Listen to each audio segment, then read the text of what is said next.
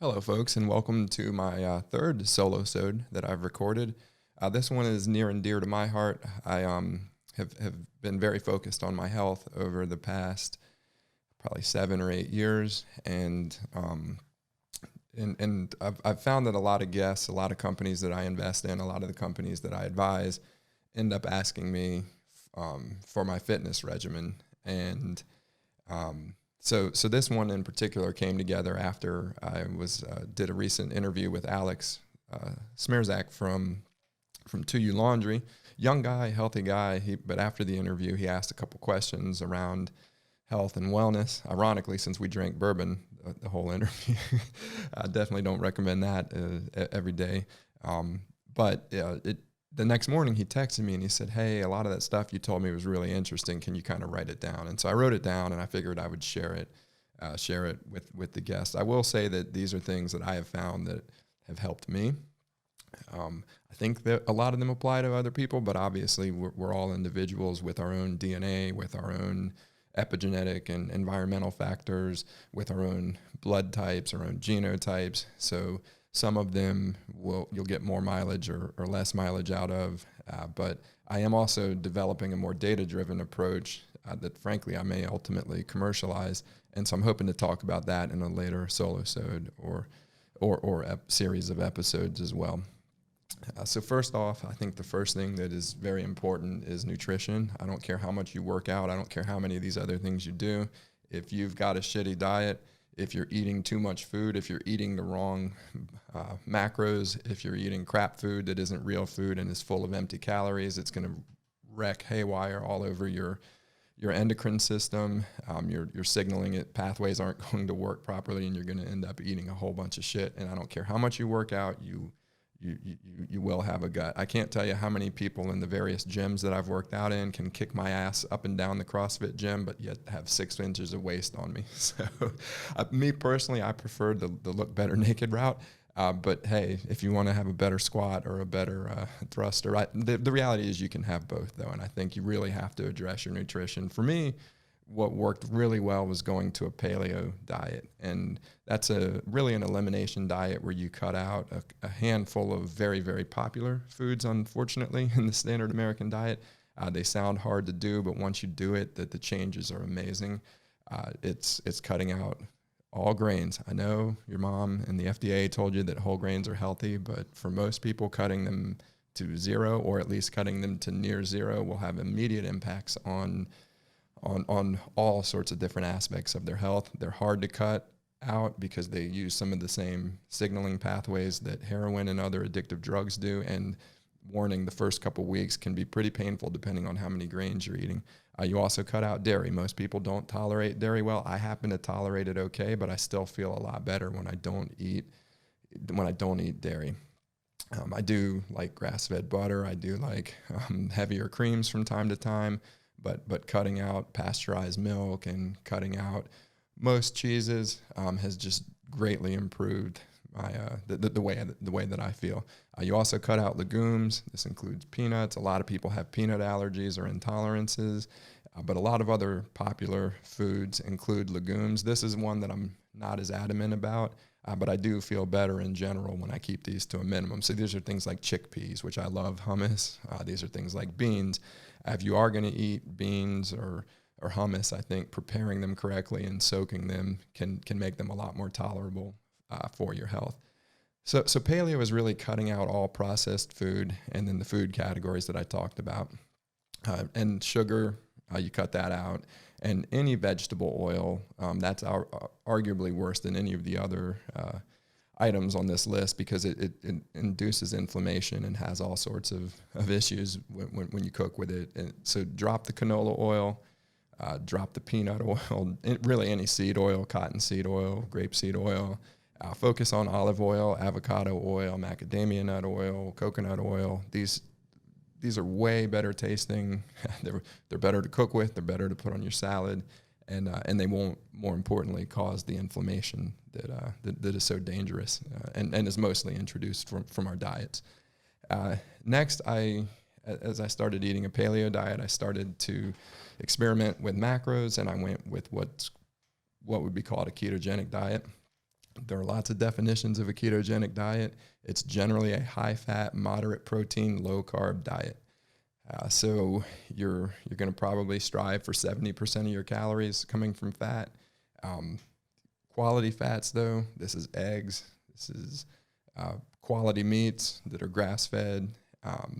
This is good, healthy fish that are wild caught. That's one of the tenets of paleo, is that you're going to eat things that are organically raised. You're going to eat things that are raised on a more natural diet. In the case of cows, that's grass, not grains, and things that are caught wild from the sea.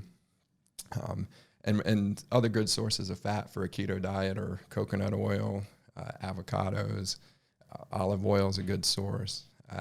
And then you do need to have your protein intake be relatively moderate. I try to shoot for 15 to 25% of my calories coming from protein. What happens with protein is if you go low fat or high fat but high protein, you're going to end up triggering, your body's going to trigger what's called gluconeogenesis, especially if you're not adapted to burning fat, which a keto diet over time will make your body better at burning fat as a fuel source, and you're less susceptible to gluconeogenesis. This is when your body converts protein into glucose, so it's creating new glucose. And there's nothing wrong with glucose, but if it spikes and drops and spikes and drops, that causes a lot of the fatigue that people feel throughout the day.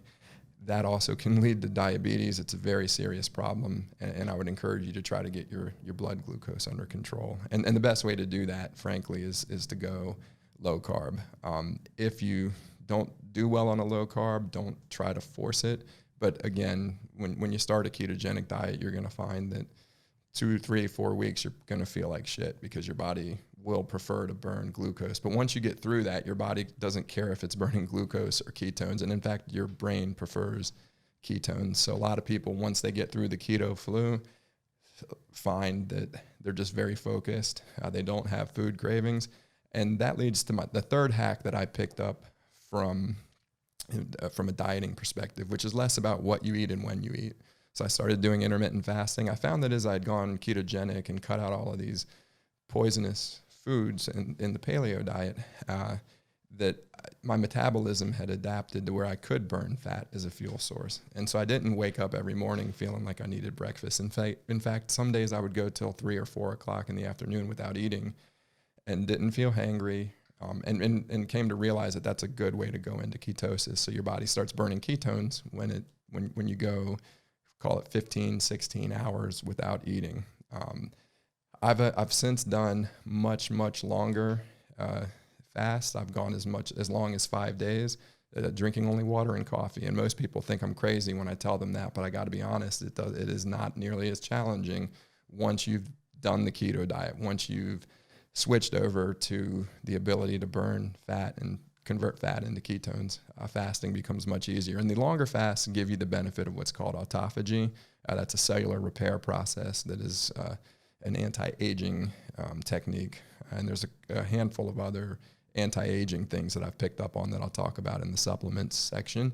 But fasting is one of the best ways to induce cellular autophagy.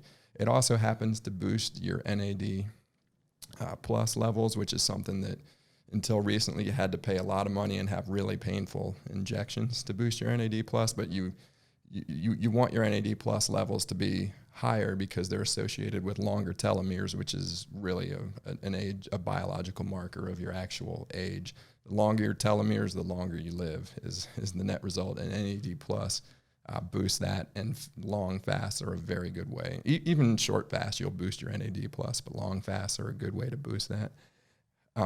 If I could stress one thing, it's just give up on low-fat diets. Don't run away from fat. If you've got issues with digesting fat, try some digestive enzymes. There are things you can do, but your body needs fat. It's just a very important source of calories. And the standard American diet for a long time has preached lower fat in favor of higher sugar, higher carbohydrates, but it's just proven to be bunk science. And I know very few people who do better on a low-fat diet. Again, I wouldn't rule it out, but geez. And along those lines, don't ever eat egg whites. Just eat the yolk. It's one of the most healthy things you could possibly eat other than liver. And that brings up another point. I like eating weird things. Organ meats. Braunschweiger is a really good organ meat sausage that you can buy from U.S. Wellness Meats that has liver in it, and liver is just way, way more packed with nutrients than anything that you could possibly eat. They call it nature's multivitamin. You'd have to eat hundreds of pounds of broccoli to equal what you might get in a pound and a half of Braunschweiger, which again is a liver and meat muscle blend. It's a little bit easier to eat than just liver. Eat bone broth. Bone broth is a very important source of collagen, which is a very important protein for your skin, for your hair, for your fingernails, for your connective tissue in your body. And unfortunately, we don't get enough collagen. And so I try to drink bone broth every day. And mix up your red meats, duck, lamb, mutton. There's all sorts of different meats out there. You don't have to just go for the cow. Bison meat is great. If you can get your hand on some elk, it's delicious, and it gives you a slightly different nutrition profile. But try to mix things up and eat things that are maybe out of the ordinary. I like to eat a can of sardines every now and again, or some smoked oysters or raw oysters. All of these different things add up to giving you the diversity of micronutrients that your body really needs. And after you start to eat these things and incorporate them into your diet, they actually are very delicious as well. It's harder to eat organ meats because in a social setting, because a lot of people just don't like the way they taste. So I've recently been taking a lot of supplements from a company called Ancestral Supplements. They actually desiccate all sorts of different grass-fed beef organs and other animals as well. But I switch it up from day to day. I've got a bunch of bottles of Ancestral Supplements. So one day I may be taking 6 gallbladder pills where I'm consuming beef gallbladder or liver or a mixture of brain and heart, prostate, beef lung. The more of these that you can get into your diet, the better you're going to do from a micronutrient perspective. And there's a theory in the world of nutrition that you eat the things that you want to improve. So if you want to have better brain function, eat the brains of the animals that you're already eating. Obviously, if you're a vegetarian or a vegan, you're not going to have access to these tools. But there's other ways. You can eat weird vegetables. You can eat weird fruit. The point is, don't always eat the same thing, because your body needs a wide range of micro and macronutrients. And I would encourage people, calories do not matter as much as you think. I get this argument all the time. It's all calories in and calories out, and it's bullshit.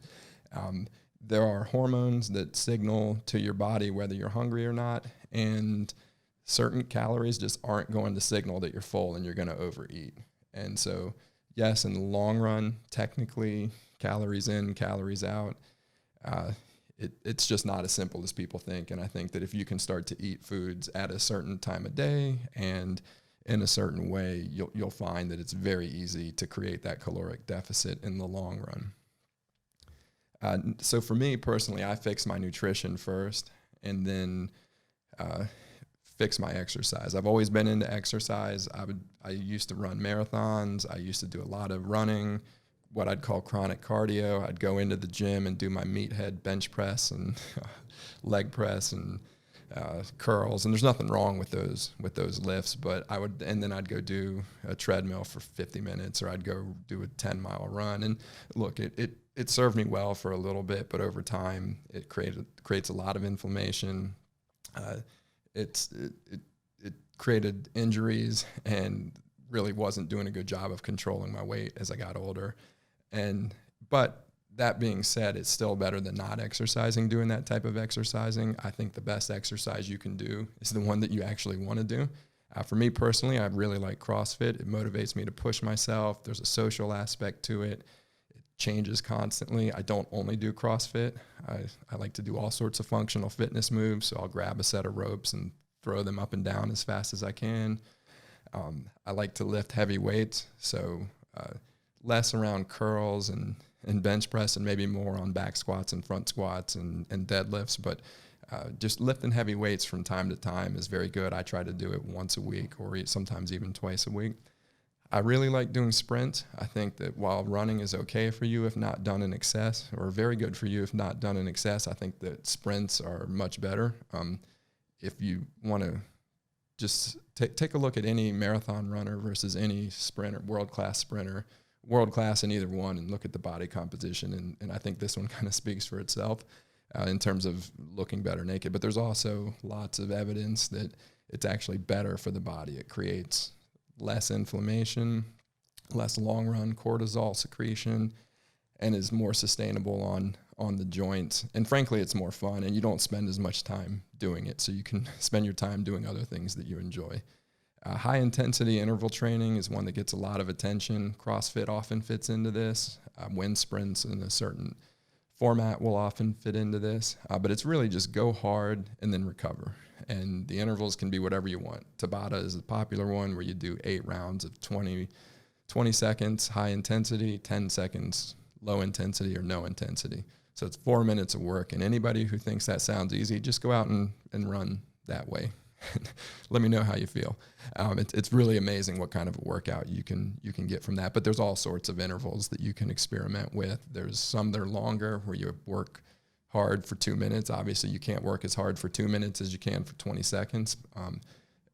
But keep in mind, if you're running at an all-out sprint, you're going to need about 5 to 1 rest to recovery to fully recover. And so a Tabata is not going to allow you to recover. You can experiment with intervals that allow you to recover better. I really like functional cardio movements like the assault or echo bike or the rower. You incorporate a lot more than just your legs and your lungs in these. And because you're pumping blood to all 4 limbs, it's just a much harder cardiovascular load than just running alone or riding on a stationary bike. Again, nothing wrong with those modalities, but try to mix in the rower and the assault bike. And I like to do a lot of walking rather than long runs. I'll take a good hike any day, especially if you can get in some elevation or some real rugged terrain. It adds a mental aspect to it as well. And I can get my heart rate up in the 180 range on a really good hike up a mountain. I also think that standing instead of sitting in a chair is very good for you. You don't have to stand all day long, but I do think having a standing desk or just making yourself get up and stand is good. Or if you're going to sit on a med ball and make yourself balance. I wouldn't do it all day. I wouldn't do any of these all day, but I think that if you can incorporate a couple of hours each day, that helps a lot with your fitness. The third concept is, I'd like to call it track it to hack it. There are all sorts of self-quantification tools. I like the Oura Ring or the Whoop strap. Oura is probably, in my opinion, slightly better on measuring your recovery and your sleep, although Whoop does a very good job with those as well. Whoop's hands down better at measuring exercise results. They're both good. Use both. There's times when I do use both of them. If you're into ketosis, you can get ketosis strips where you pee on them. You can get blood strips, although they're pretty expensive, and a lot of people don't like constantly pricking their fingers. I have a tool called the Ketonics breath meter where I can measure my breath ketones, and the idea is just that this doesn't apply if you're not trying to get into ketosis, but if you are, it's good to know. There's another tool called a Dexcom G6, which is a continuous glucose monitor. There are a couple of others on the market. You just staple this thing in your stomach or your arm, and it connects over Bluetooth to an app, and literally anything that you eat or drink or any exercise you do or any other activity you do, you can see exactly what it does to your blood glucose. So just a really indispensable tool as you're thinking about your diet. Because again, if you can flatten the curve of your blood glucose response, you're going to have less food cravings, you're going to have less mood swings, you're going to be healthier, your immune system's going to function better, and you're going to avoid diabetes. One real simple self-quantification: take pictures of yourself just to see how your body fat evolves. The camera doesn't lie, and honestly, when you want to track your body fat, you can get into a really good, there's a whole bunch of different tools for measuring body fat, and I recommend doing those. But I've shown people, you can take a picture of yourself and then you can go online and find, what does 8% body fat look like? What is 10? What is 12? What is 14? What is 16? And you can get a pretty good feel for what your body fat percentage is. One of my favorite ways to track is just how do clothes fit. If you've got clothes that fit you well when you felt heavy and they start to not fit correctly, then that's a sign that you're doing the right thing. There's some much more advanced tests, though, that I've been experimenting with. Viome is a great one. It's kind of gross. You poop and scoop it out and send it in, but they give you all the different bacteria and viruses and every other little critter that is in your belly, commonly called your gut biome, and they make very actionable recommendations, and it's cheap. You can do it for $150. I like to do it every quarter and just see how well their recommendations have served me. They can tell you gut permeability. They can tell you what foods are likely to cause inflammation or are known to cause inflammation. They can tell you where your biome might be short in certain bacteria that are helpful bacteria, or where there's overgrowth of bad bacteria. So it's a really, really helpful tool, and one of my favorites at this point. And it's one of the hottest companies in this space. Everybody knows about 23andMe. I recommend having that or some sort of DNA sequencing test. They've got a lot of really good data in 23andMe. I've signed up for other services like DNA Fit and GenoPalette that sit on top of it. But knowing your DNA, look, DNA is not a sentence. It's not. I think we all understand that our genes don't dictate exactly everything about us, but there are things that are programmed in our genes that mean we need to think about environmental factors differently based on those genes. So don't look at having a bad gene as a death sentence. Look at knowing that you have a gene that's quote unquote bad means that you may need to make some adjustments to your diet or to other things. When you're getting blood work done at your annual exam, which you're hopefully doing with the doctor, ask them for the NMR panel. It's just a much better blood test that looks much more deeply into especially your lipids. The reality is that just looking at LDL cholesterol and HDL and triglycerides, while it may be helpful in some cases, it doesn't paint the whole picture. You need to look at your inflammation markers. You need to look at your levels of oxidation. And you need to look at particle size and particle count. And NMR gives you those, and the good news is almost all insurance covers it. Just a lot of doctors don't know about it. If you talk to your doctor about some of these concepts, don't be surprised if they try to talk you out of it, because if they don't know about it, they're probably not going to recommend it. But an NMR panel is at least, it can't be worse than what it's replacing. So I've heard of a few doctors who push back on the test, but if it's covered by insurance, tell them to fuck off and just do it. You're the patient, you're the customer. It's their job to serve you, not the other way around. You can do food sensitivity tests. You don't need to do these often because they probably don't change much, but it is good to know what foods are going to cause inflammation or inflammatory responses for you. You can take a cortisol test kit, which is a great way to figure out if you're not sleeping well at night, but you're tired all day.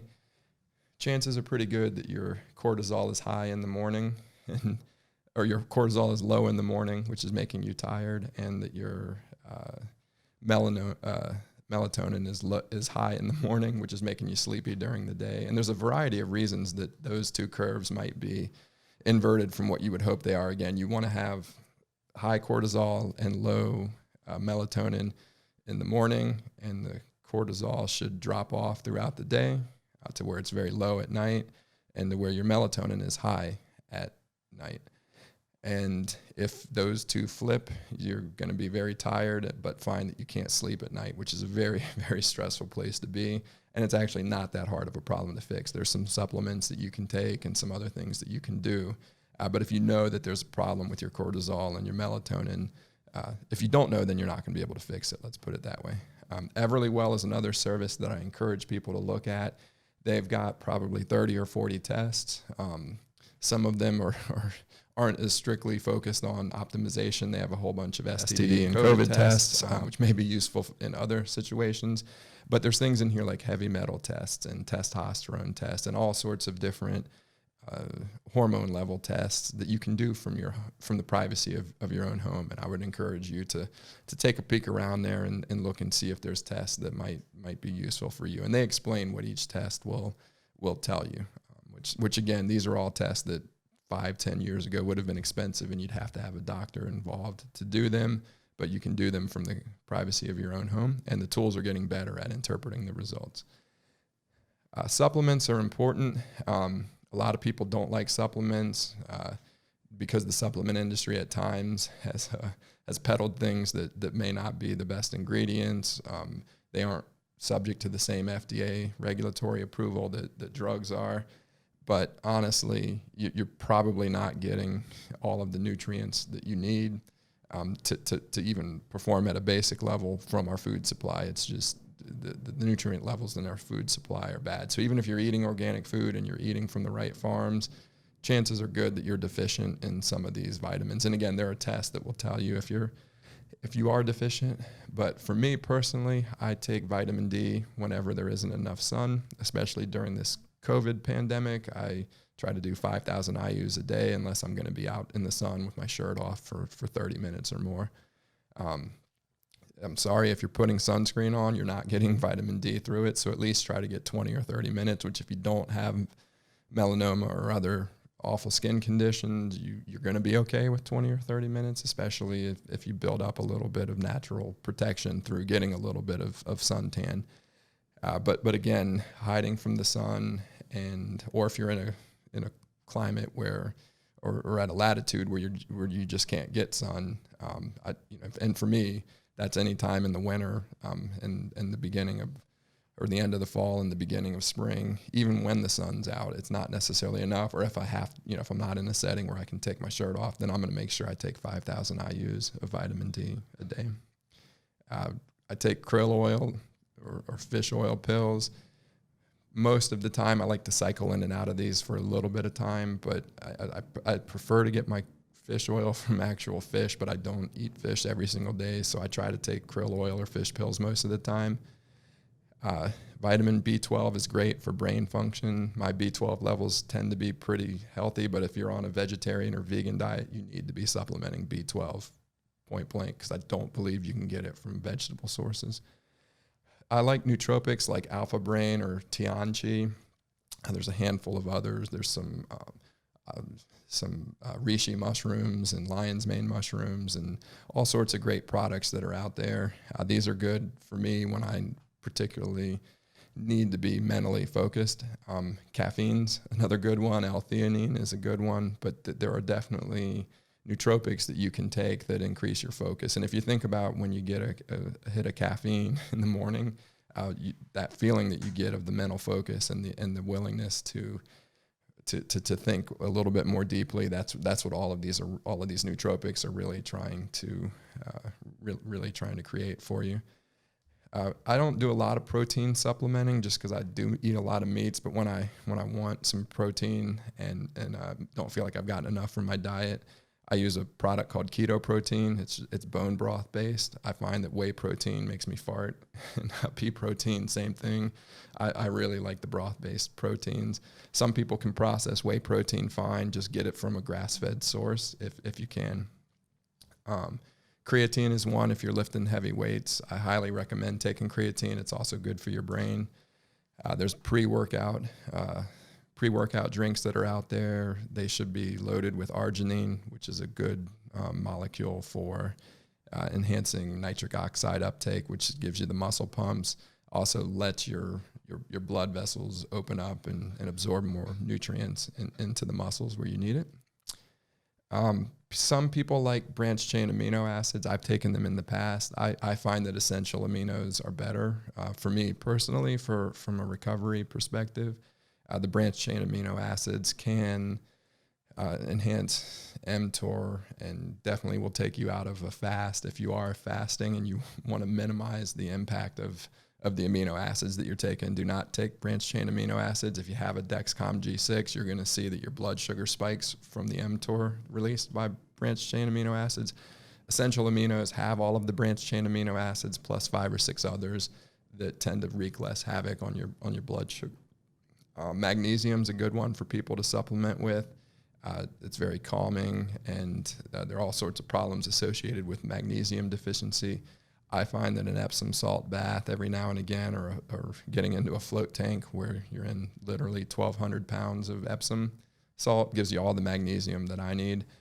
I like to take a multivitamin powder called Athletic Greens personally, just the ratios and the sources for all of the different vitamins, and they're all naturally sourced vitamins, and that's one that I'll take every now and again. I don't take it religiously, but I like to. I'd say probably 3 or 4 times a month I'll drink an Athletic Greens drink. There's a really cool product from Bulletproof called Unfair Advantage. It's a combination of PQQ and coenzyme Q10, which are two vitamins that I think they named it right. It's an unfair advantage. Your mental focus, your energy levels, your performance are enhanced. It's an expensive supplement. I kind of cycle through it. Anytime where I feel like I want just a little bit of extra, I'll buy some Unfair Advantage. But there's plenty of other PQQ and coenzyme Q10 products out there as well. Bulletproof's Unfair Advantage is one that I just like. There's another one called Keto Prime, which is oxyalacetate, I think is how you pronounce it. Again, this is one that I cycle in and out of. It just helps with mitochondria production and energy levels. It's also expensive, so I don't take this one all the time. And then I mentioned NAD+. There is a supplement called NMN, or nicotinamide mononucleotide. There's another one called True Niagen, which is nicotinamide riboside. Those are good to stack with either resveratrol or pterostilbene. I personally prefer pterostilbene. It's related to resveratrol. You can take it while you're fasting because it doesn't require fat. Whereas resveratrol, to be absorbed, you're going to want to take it with some fat. Either one though is great. They complement NMN and NR very well. These are very well researched molecules that have been shown to reverse aging in mice and are believed to reverse aging in adults. In any event, since I've been taking them, I feel a whole lot better. Maybe it's a placebo effect, but I'm sticking with them, and those are ones that I take all the time. I don't cycle out of those. One other concept that took me a while to really understand, but I've talked about it a lot, are hormetic stressors. These are things that cause a cortisol response. They cause a stress response, but it's a stressor that doesn't kill you. It makes you stronger. We've all heard that saying, and these are things where your body's response to the stress actually makes you stronger in the long run. And some of my favorite hormetic stressors are fasting. That is a form of hormetic stressor. It is stressing systems in your body, but your body's response to it makes you stronger. Cold showers, ice bath, cryotherapy. These are hormetic stressors that are very good for you and known to reduce inflammation in the long run. They will increase inflammation in the short run in some cases, but the idea of these hormetic stressors is in the long run they reduce inflammation. Sauna is one of my favorite. I try to do sauna 4 or 5 times a week. There's a whole lot of great resources out there if you want to look at the health impacts of sauna. It aids in recovery, helps boost immune function. It's a good time to have some quiet downtime so you can reflect. It's not the easiest thing to do. Start slow, or start at lower temperatures and lower durations, but get in there and sweat. It's a great way to detox. A lot of things are detoxified through your skin and your sweat, and saunas create a lot of sweat. I like to do a 20 to 30 minute. If I'm feeling really masochistic, I may stack it with 20 or 30 minutes per sauna session, followed by 5-6 minutes in an ice bath, and then back into the sauna, back into the ice bath. And it's amazing how you feel afterwards, and the sleep that you get from it is amazing. I also like to use red and near infrared light.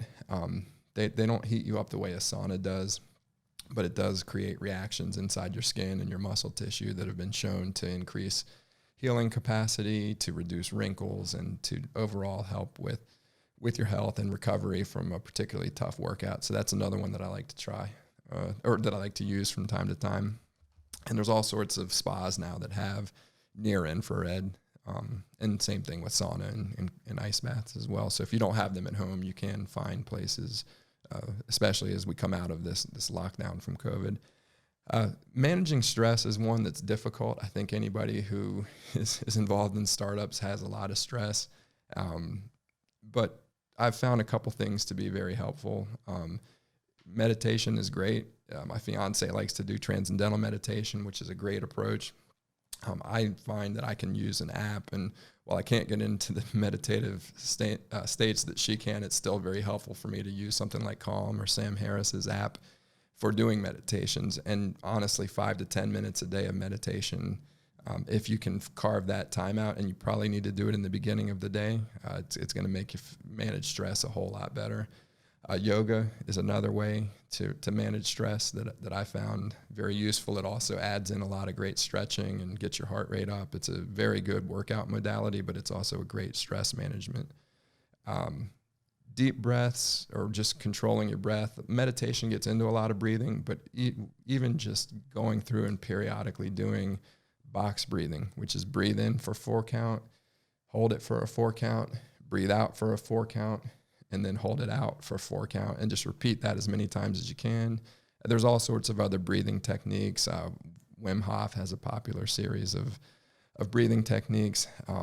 Ben Greenfield has written at length and podcasted at length about these, but I find that just getting a focus on my breath and breathing more deeply in and out into the belly as opposed to into the chest can really manage your stress. I mean, you can literally flip from the sympathetic to the parasympathetic system and the reverse by controlling your breath. And if you get into ice baths, managing your breath while getting into an ice bath is the real key for beginners to be able to take a very serious cold plunge.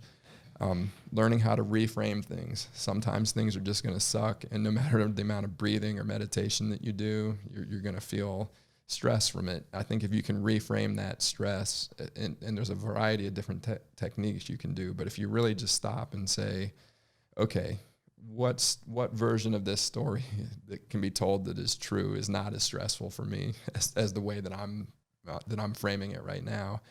I think more often than not, that can be a very useful way to reduce stress. I think also understanding your slow brain versus your fast brain can help you with stress as well. When we're unfamiliar with a topic,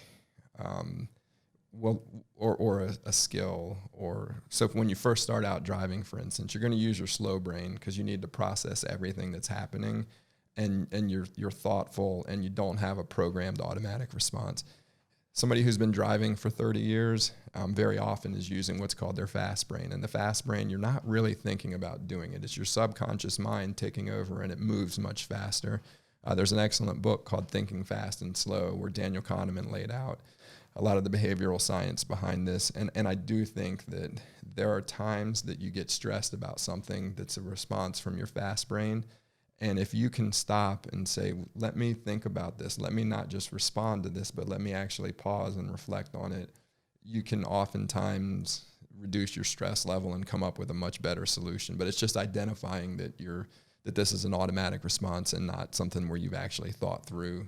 Just identifying that alone can help you out a lot. And my last biohack is sleep. I used to really struggle with sleep, not just quantity, but quality was a big deal for me.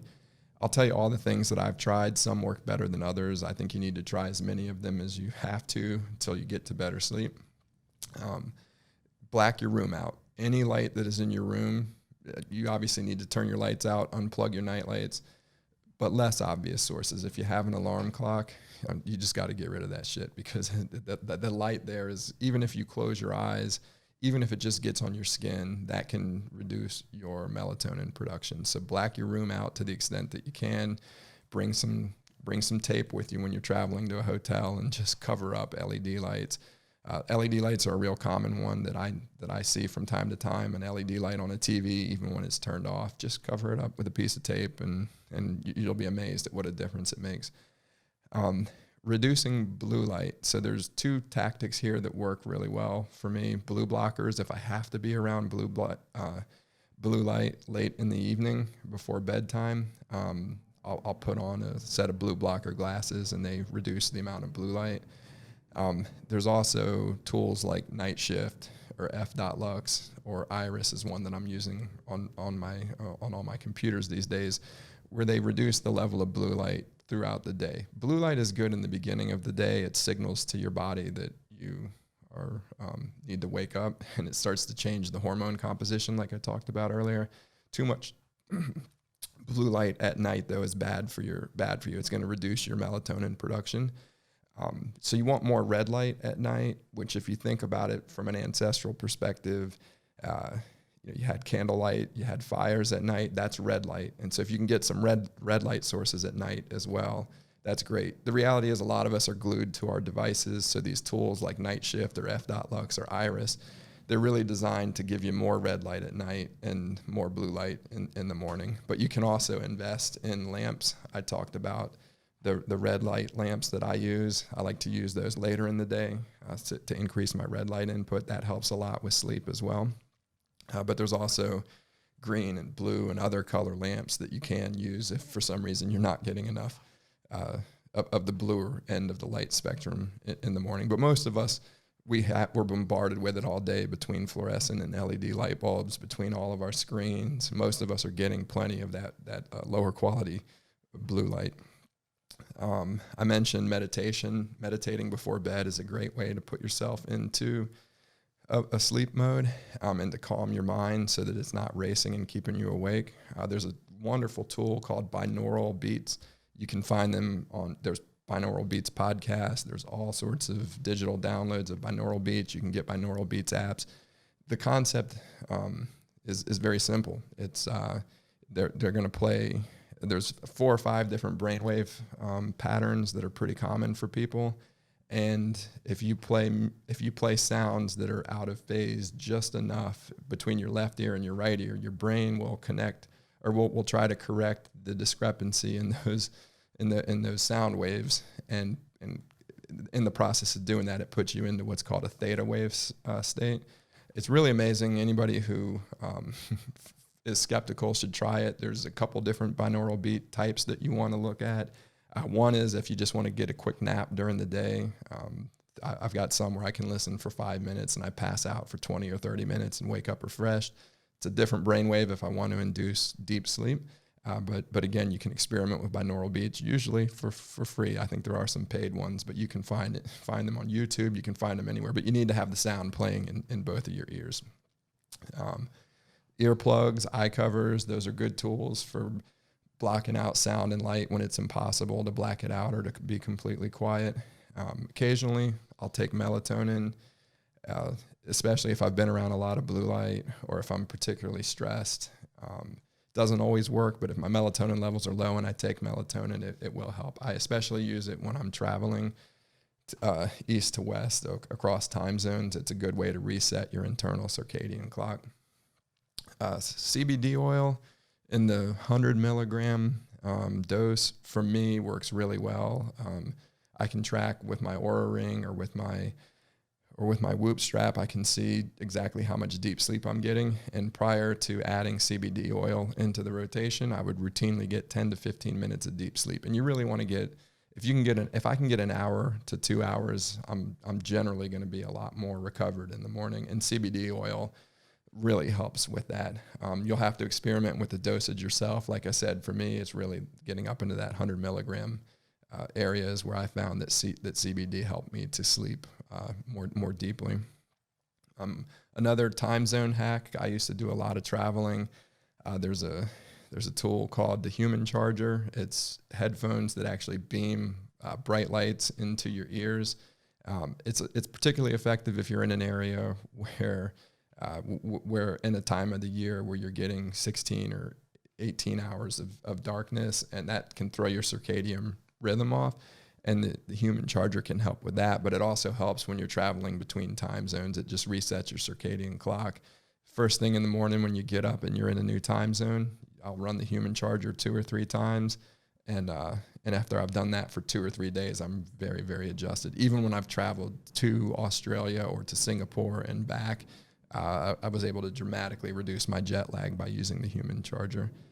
One simple hack: get to bed early. It sounds stupid, but if you lay down at 9 o'clock versus laying down at 2 in the morning, you're going to have a very different sleep experience. So just make yourself go to bed a little earlier and see if you can start to change your sleep patterns.